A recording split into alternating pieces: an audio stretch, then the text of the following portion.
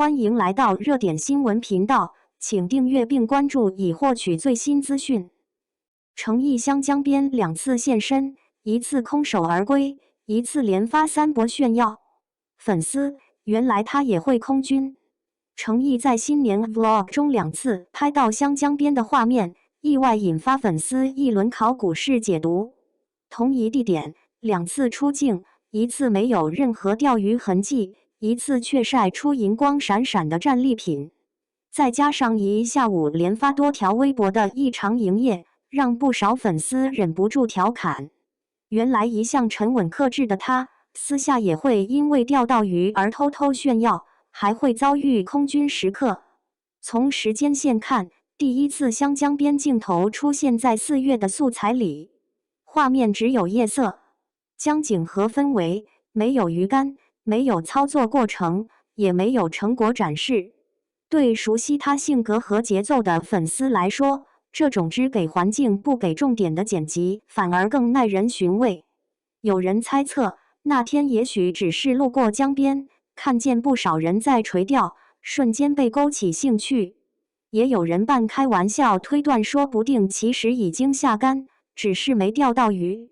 于是干脆把相关画面全部雪藏，只留下风景镜头当作普通路过。之所以这种猜测会被广泛接受，是因为钓鱼圈有个共识：没有哪个钓鱼爱好者能对一排鱼竿视而不见，一旦动心，迟早要坐下来试试手气。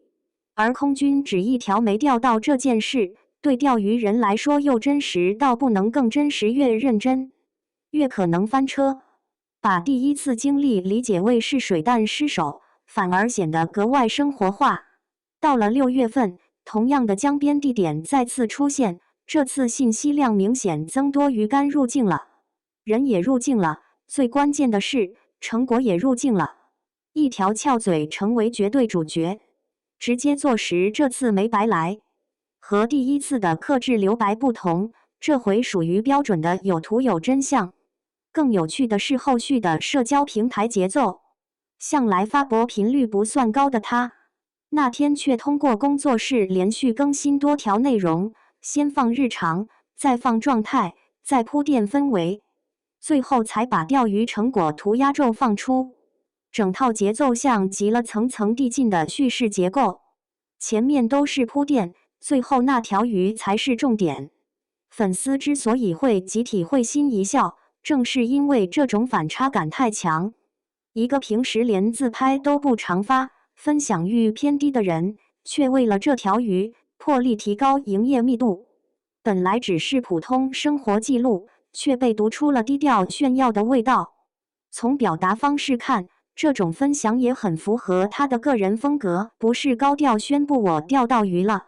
而是用别的内容做缓冲，让成果在结尾自然出现，看似随意，实则藏着一点小小得意，像是在说我不是专门来炫耀的，只是刚好把日常发出来而已，但懂的人自然会懂。这件小事之所以出圈，本质上是因为它打破了公众对他的单一印象。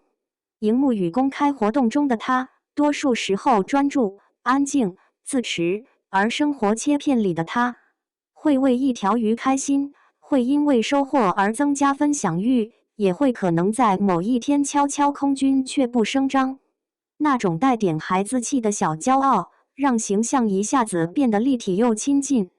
从4月江边的心动或失手，到6月同的成功上岸，这段被粉丝拼起来的时间线，更像是一则轻松的生活番外，没有人设压力，没有舞台光环，只有真实的兴趣与小确幸。也正因为真实，才显得格外可爱。